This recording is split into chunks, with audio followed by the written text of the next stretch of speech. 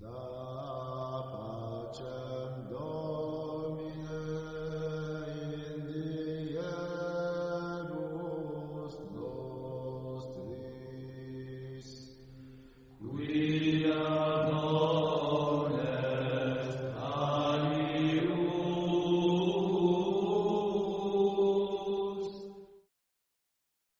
E aí, como Gimel e Dalet estão sempre juntos, a gente tem o mistério dessa cruz superior, né? Que é a cruz vitoriosa, vitória sobre a cruz, onde o próprio Cristo, dentro de uma tradição cristã, ele deu aquilo mesmo que ele é. Ele deu o próprio corpo dele, ele deu a vida dele em sacrifício para que a humanidade pudesse ser salva, né? Ele agiu com esse gesto de benevolência. E justamente por causa disso que Gimel e Dalet vão estar sempre juntas.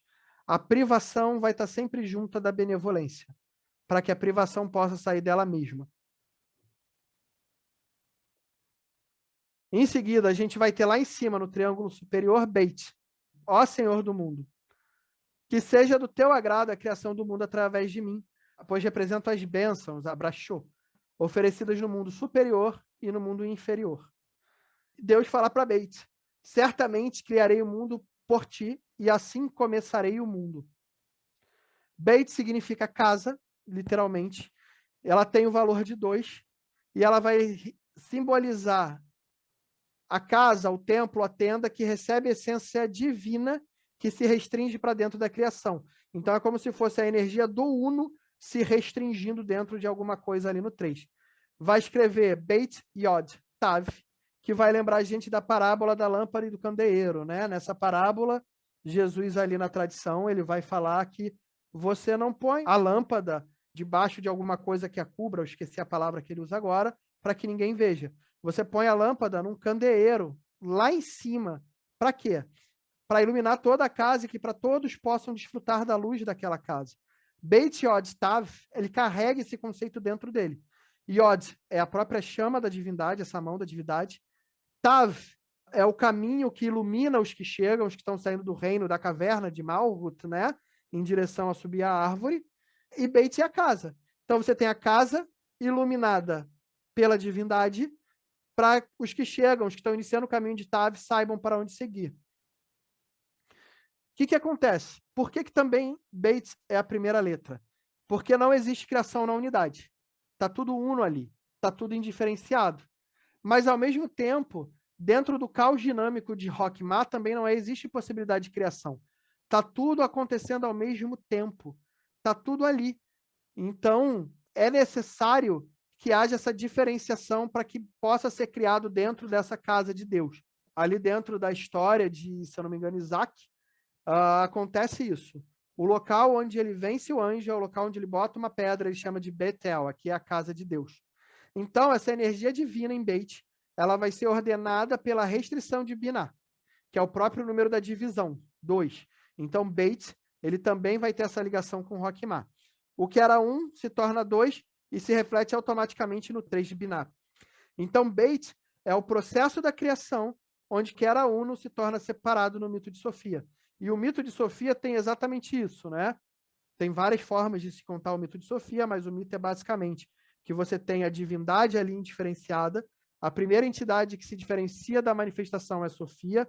Alguns vão dizer por desígnio de vida, outros vão dizer que Sofia se rebela contra Deus. E aí, a partir de Sofia, vai vir a história da criação, do demiurgo e da reintegração de Sofia à divindade depois. Então, o que era uno se torna separado. Então, Beit vai simbolizar também esse mito de Sofia. Em Gênesis 1, a gente vai ter Bereshit, Bará, Elohim. Então, Beit, ali no início, ele vai estar dizendo que, não só no princípio, mas ele está falando que essa criação está acontecendo em algum lugar constrito, na cabeça, nas ideias Deus criou. É uma das formas de você ler Bereshit, Bará, Elohim, como a gente falou lá em cima, que no hebraico antigo você não tem vogais, são todas consoantes. Então, a mesma palavra pode ser lida de diferentes formas, dependendo dos sons vocálicos que você insira ali. Então, Bereshit pode ser tanto no princípio quanto na cabeça. E a ideia de Beit, iniciando a criação, também nos leva a pensar que isso está acontecendo constrito em algum lugar. Então, sempre que você cria alguma coisa, ou sempre que Deus cria alguma coisa, ela vai ocorrer por uma restrição ou uma constrição. Porque a criatividade livre e dinâmica ela não vai se manifestar. O pensamento que corre está escapando. Quando você vai criar, é preciso você sentar, restringir e analisar para dar forma. Um brainstorming que faz muito hoje em dia é maravilhoso. O brainstorming é como se fosse a pura expressão de Rockmar. Tá todo mundo ali sentado do número 2, aquele caos, todo mundo dando suas ideias. Mas para que você traga aquele brainstorming, para que algo possa ser criado de fato ali na empresa, você precisa restringir. Então, esse processo de criação de restrição precisa acontecer. Então, Beit é isso. Então, Beit, ele também é tanto a casa de Deus, quanto a cabeça de Deus, quanto a própria boca de Deus que encerra o verbo da criação superior. E a própria casa de Deus na criação inferior. Então, Beit, se a gente pegar, a gente tem o Aleph Beit, que é o alfabeto. Beit é a boca ou a cabeça de Deus, e Aleph é o próprio verbo de Deus ali dentro encerrado. E aí, Bereshit, a gente pode escrever também como se fosse Beit Rosh, ou o rei em sua casa. Rosh é uma das formas de se escrever rei em hebraico. E aí a gente vai ter o mito do rei perdido, ferido, o rei aguardado, o Mashiach, o ungido, o Messias que está fora de sua casa, e a gente aguarda o retorno dele, a sua casa, ao seu reino, para que o equilíbrio cósmico possa ser alcançado novamente. Você pode ver tanto Jesus como esse rei da casa de Davi perdido, como a gente pode ver, de repente, os diversos mitos, o mito do rei pescador dentro das histórias, né, do Graal, ali que Galahad, se eu não me engano, encontra um rei pescador ferido, ele precisa fazer a pergunta correta ou pronunciar a palavra perdida, dependendo do mito que você esteja, para que esse rei possa ser curado. E você tem também, dentro do mito do rei perdido, o próprio Aragorn do Tolkien, que ele botou ali esplendorosamente. É uma figura arquetípica bem antiga. E aí Beit vai falar que é preciso alinhar o eixo, o self, e integrar a sombra, que é o que o rei perdido faz, para poder retornar à casa, para poder se reintegrar, para fazer essa ascensão. Aí a gente vai ter uma coisa curiosa no Zohar, que Aleph não vai para Deus, mas Deus vai até Aleph. E quando Deus se pronuncia para Aleph, ele sempre se pronuncia 2 vezes. É curioso. E aí, só para chamar a atenção para vocês pensarem sobre isso. Deus vai virar para Aleph e vai falar: Aleph, Aleph, não vieste como todas as letras. E Aleph vai responder: pois vi todas as outras letras deixando seus postos em direção à tua presença, sem qualquer logro, sem sucesso. O que poderia eu querer então? E além do mais, como dotaste Beit com este dom da criação do mundo, não é cabível ao Rei Supremo revogar ou voltar ao seu decreto. E eis que a divindade, o Senhor do mundo, responde para Aleph: Aleph, Aleph, ainda que eu comece o mundo através de Beit, farei de ti a primeira letra. Minha unidade, Errad se escreve iniciando com Aleph, será expressa apenas por ti. Serás a base de todos os cálculos e operações do mundo, porque a gente vai ver ali, Aleph tem valor de 1. A unidade será expressa apenas por Aleph. Então, Aleph, ele vai ter esse valor de 1. Como eu falei lá, os hebreus antigos não tinham um sistema numérico como nós tínhamos. O próprio alfabeto deles eram os números. Então, Aleph vai ser o número 1. Ele pode significar tanto boi quanto sopro, a palavra Aleph. Ela pode significar a palavra Senhor, como Aluf, uma outra forma de pronunciar Aleph. E também pode significar 1000, como Aleph. E Aleph vai ser a própria potência da energia primordial divina se expressando na multiplicidade da criação. Saiu criança ali, perdão, da criação. Então, se a gente for pensar, pode ser até criança, né? A criança é um universo de possibilidades não realizadas ainda e que vai passar por diversos sacrifícios ou, dentro de uma perspectiva junguiana, freudiana, traumas que vão restringir ela para que ela possa se realizar.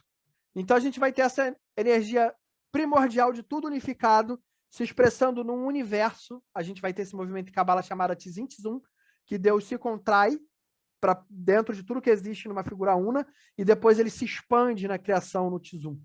Então vai ser o sopro ou verbo ou a potência divina, por isso que boi, né? Pensa que um povo no deserto, o boi era a criatura que dava uma potência, que levava os carros, né, as carroças, que levava o arado, né? O boi tem esse aspecto da vida, né, de levar a vida. Então vai ser o sopro, o verbo ou a potência divina do universo unificado como divino, e tudo que é dentro dele está ali significado nessa passagem de Aleph para Roquimar. E aí, 1 e 1000 vai significar o infinito. Por quê? Dentro de Aleph, dentro dessa manifestação, o 1, o alfa e o ômega estão encerrados juntos na unidade e existe a separação entre 1 e 1000. Quando fala em 1000, em Aleph, né? Pensa que a gente está falando de um povo no deserto. 1000 era muita coisa. Então, sempre que eles falam Aleph, eles estão significando tanto 1000 quanto ao número infinito, incontável. E aí tem uma oração judaica, que é a Shema, em que eles fazem essa homenagem a Aleph, né, que vem disso aí, que ele fala que Deus é uno, Errad, né? A Shema começa justamente usando Aleph, e ele fala, ó, ouve Israel, Adonai, o Senhor, é nosso Deus. Adonai é um, Deus é um e é único, né? Por isso a importância do Aleph. Aleph pode ser tanto líder como senhor, aquele que comanda ou que vai à frente, que guia conforme a sua vontade. Então, quando a gente faz a travessia de Dalet e que a gente fez aquele Gimel Dalet ali, né, fez essa travessão, estamos guiando as pessoas que estão vindo na tradição atrás de nós, mas nós já chegamos no estágio ali, Roquimar, onde todas as possibilidades são colocadas diante da nossa visão. O que deve nos guiar? O Senhor, o Um, o Uno, que está ali à frente. E aí vem, no princípio era o verbo, e o verbo estava com Deus, e o verbo era Deus. E se Aleph é o sopro verbo, e a gente tem que pensar que as pessoas que escreveram ali, óbvio, se a gente pegar numa perspectiva de cristianismo histórico, a gente vai ver como uma escrita da comunidade. Mas a gente tem que pegar que é uma tradição do aramaico e do hebraico sendo transposta para o grego. Então, por mais que a gente tenha em grego que seja en raché, en hologos, uma transcrição que poderia ser feita para o hebraico seria que no princípio era o Aleph. A potência divina ali, ela também é vista como esse sopro, o verbo que vai animar a criação. Então, por isso que o verbo estava com Deus e o verbo era Deus, porque estava tudo contido ali. Então vem a criação. E aí vem também o conceito do eu sou o alfa e o ômega. Ou seja, Deus está no Aleph, lá no início, e no Tav, lá no final. Outra coisa interessante, para quem gosta de uma perspectiva mais histórica da escritura, como Aleph pode ser 1000, e pode ser senhores, ou pode ser uma infinidade, quando Moisés cruza o Mar de Juncos, a Mar Vermelho é uma tradução ruim, ele atravessa o Mar de Juncos, você pode ver ali que ele leva com ele não 600 mil senhores, né? Ele fala que leva 600 mil pessoas, mais mulheres e crianças. Alguns estudiosos falam que seriam de 2 a 4 milhões de pessoas, que daria quase a população do Egito inteiro, e aí para de fazer sentido. Mas se a gente olha, em vez de 600 mil pessoas, a gente fala 600 senhores, né? 600 líderes comunitários, começa a fazer muito mais sentido ele estar ali com umas 3, 4 mil pessoas. Se você vê Aleph como infinidade, ele está carregando aí 600 e mais uma infinidade de gente que eu não consegui contar. Começa a fazer mais sentido, né? Outra coisa que faz muito sentido é você pensar nessa simbologia, né? Que enquanto Noé, você tem a mistura do mar superior e inferior ali, causando caos e separando. Moisés, ele vai pegar esse caos do mar de juncos, né? O junco, que é uma das plantas que também é usada para fazer papiro, ou seja, esse mar de conhecimento, ele separa esse mar de conhecimento e ele leva o verbo da criação através desse mar de conhecimento, com 2 pilares que guiam ele ali, um atrás de sombra e um à frente de fogo, de luz. Então você tem uma figura de duplo shin, que o separa de vez da tradição egípcia, né, dos egípcios. Então você tem essa linguagem simbólica aí que pode ser interpretada. E aí, só para terminar, o texto do Zohar, que a gente está trabalhando agora, ele fala, então, o sagrado, bendito seja, fez as letras do mundo superior um grande modelo, e as letras do mundo inferior um modelo pequeno. Aí essa é uma inserção minha entre parênteses. Microprosopo, macroprosopo, o Adão Cadmon e nós manifestados como seres humanos, o micro e o macrocosmo, né?